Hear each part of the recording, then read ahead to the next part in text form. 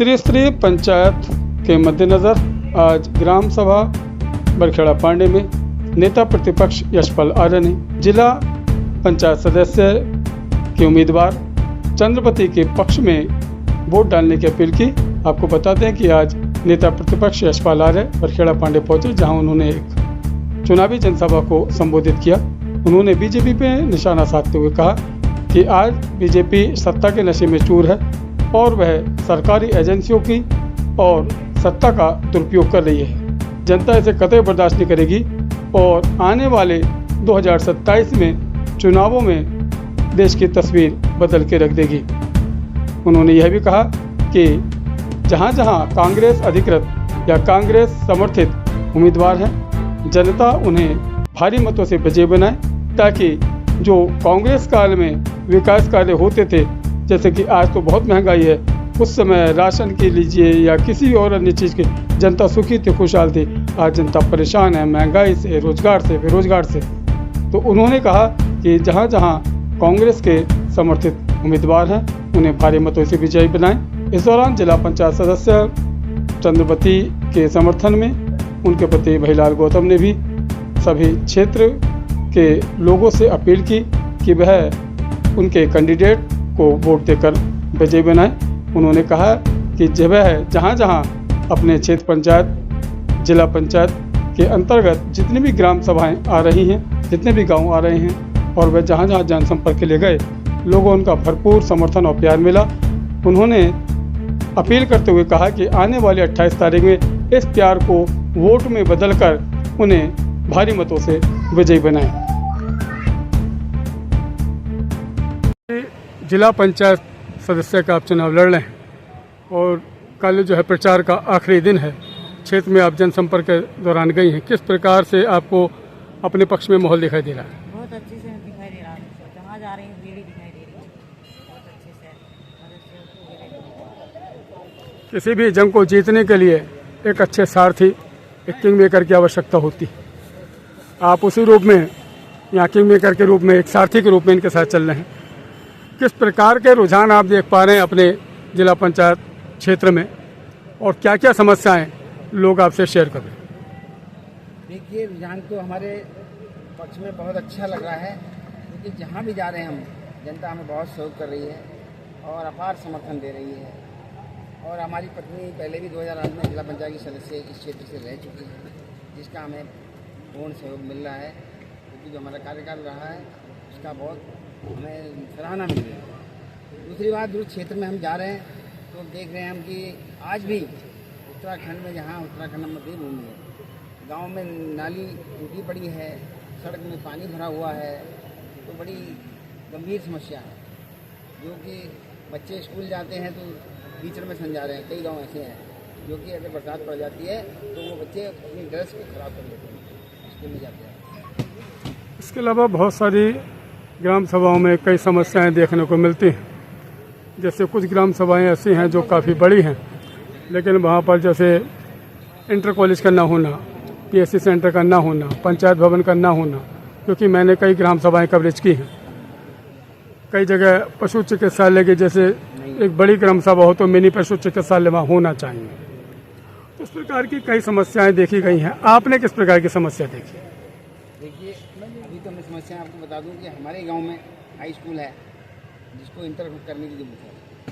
ये भी हमारी समस्या है, क्योंकि बच्चों की स्ट्रेंथ ज़्यादा है। दूसरी समस्या हमारे गांव में एक धर्मशाला की है। बहुत बड़ी आबादी जो हमारे गांव के दक्षिण की तरफ रहती है, वहाँ पर बहुत ज़्यादा जनसंख्या होने के कारण कहीं भी कोई मेहमान आ जाए या फिर कोई ब्याह शादी बारात हो तो वो वहाँ पर नहीं हो पाता है। उसके लिए धर्मशाला की बहुत सख्त आवश्यकता है। इसी तरह हमारे क्षेत्र में जो कई जगह ऐसी हैं जहाँ पर स्कूलों की समस्या है। स्कूलों का उच्चीकरण वगैरह उच्चीकरण होना है। उच्चीकरण के लिए उसको उच्चीकरण कराने की पूरी व्यवस्था होनी चाहिए। जैसे कि एक समस्या और देखी जा रही है, हालांकि वो नगर निगम, नगर पंचायत में तो डंपिंग यार्ड की व्यवस्था होती है, लेकिन छोटी ग्राम पंचायतों को इग्नोर करते हैं तो बड़ी ग्राम पंचायतों में क्या होता है कि कूड़े निस्तारण की बड़ी समस्या रहती है, रोड साइड कूड़ा पड़ा रहता है। उसके लिए मैं शुभकामनाएं दूंगा आपके कैंडिडेट को।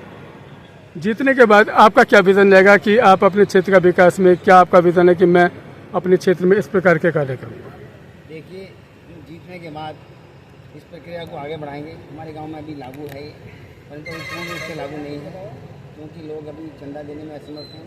इसकी व्यवस्था ग्रामवासियों के द्वारा की जाती है, जो कर्मचारी लगते हैं। इसलिए उनको समझाया जाएगा और जो हमारा क्षेत्र पड़ेगा उसमें हम पूरा निस्तारण के लिए हर ग्राम पंचायत में व्यवस्था बनाएंगे।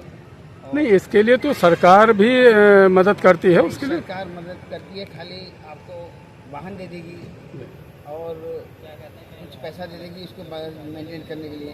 बाकी जो कर्मचारी लगते हैं उनकी व्यवस्था ग्रामवासियों को मिलती है। एजेंडा कांग्रेस का एजेंडा स्पष्ट है।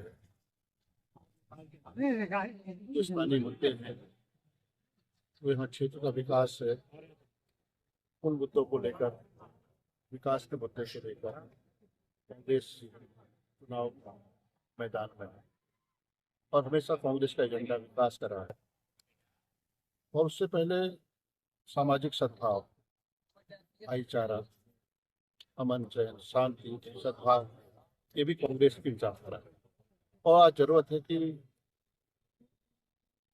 इस राज्य में, इस देश में सामाजिक समानता, इसको बाबा साहब डॉक्टर भीमराव अम्बेडकर जी ने संविधान में उसकी व्याख्या की और मूल अधिकार दिए, अधिक अधिकार, उसका हनन भारतीय जनता पार्टी करना चाहती है, संविधान को कुचलना चाहती है और जो मौलिक अधिकार हैं उनको खत्म करना चाहती है। और जैसा मैंने कहा कि जो भी हमारे जिला पंचायत के प्रत्याशी हैं, कांग्रेस के प्रत्याशी हैं, या जो हमारे प्रधान हैं, या जो उनको अधिकृत नहीं किया गया है, क्षेत्र पंचायत सदस्य हैं, उनका भी एक ही धारणा है कि हम सुनकर आएंगे। तो इस क्षेत्र के विकास में हमारी भागीदारी भी निश्चित होगी, उसके लिए वायदा भी कर रहे हैं और हम मिलकर चाहते हैं क्षेत्र का विकास, क्षेत्र में बदलाव दिखाई दे, क्योंकि भारतीय जनता पार्टी ने हमेशा वायदे किए, जनता के सामने पूरी घोषणाएं की, आज तक धरातल पर दिखाई नहीं।